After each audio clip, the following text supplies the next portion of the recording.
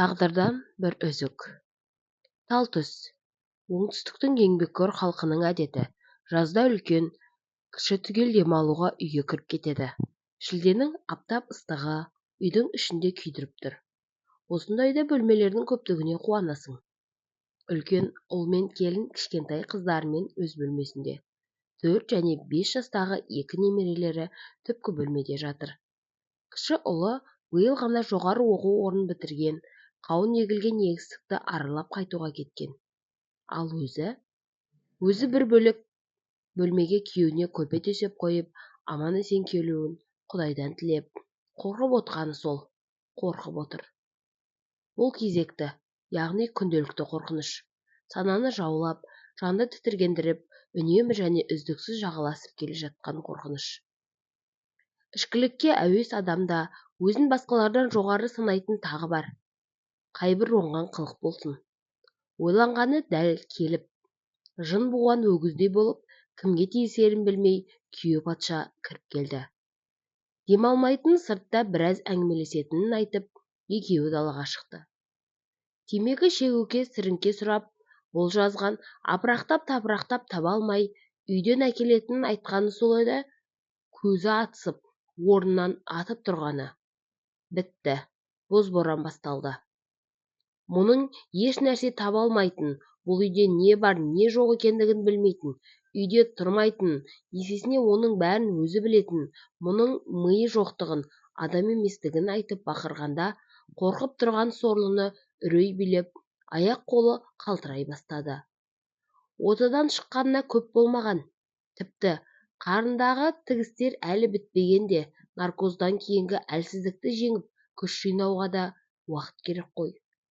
Сіріңкені өзі тауып, мұның көзіне әкеп көрсеткенін айтты да, шоланға кіріп кеткені сол еді, миына қашу керек деген сигнал түскені. Шат қимылдап, үйді айнала қашты.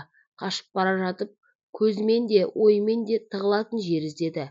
Жоқ.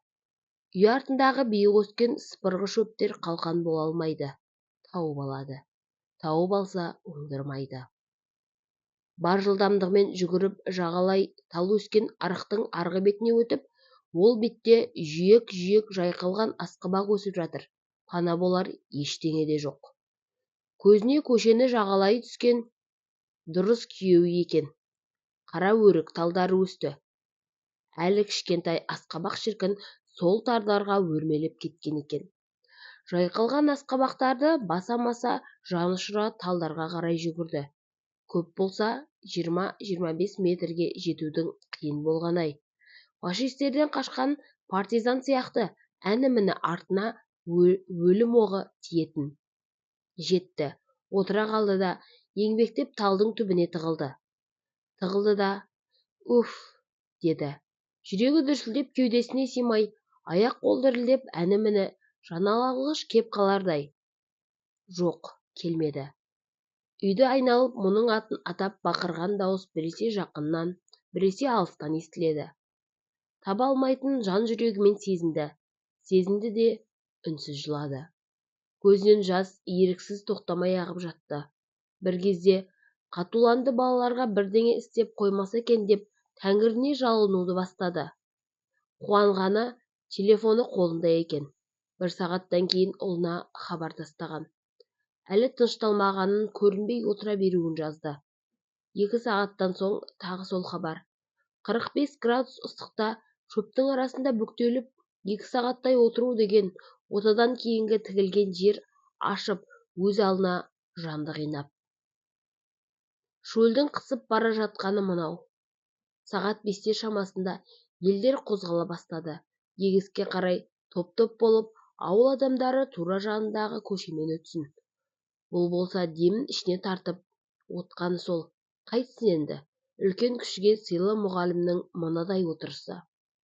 Өмір бойы бір диюмен алысып келе жатқанын өз перзенттерінен басқа ешкімге білдірмеген ата-ене де білмейді.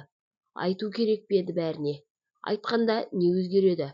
Солардан кеткен тәрбие кемшілігі, айту, жылану, намыс.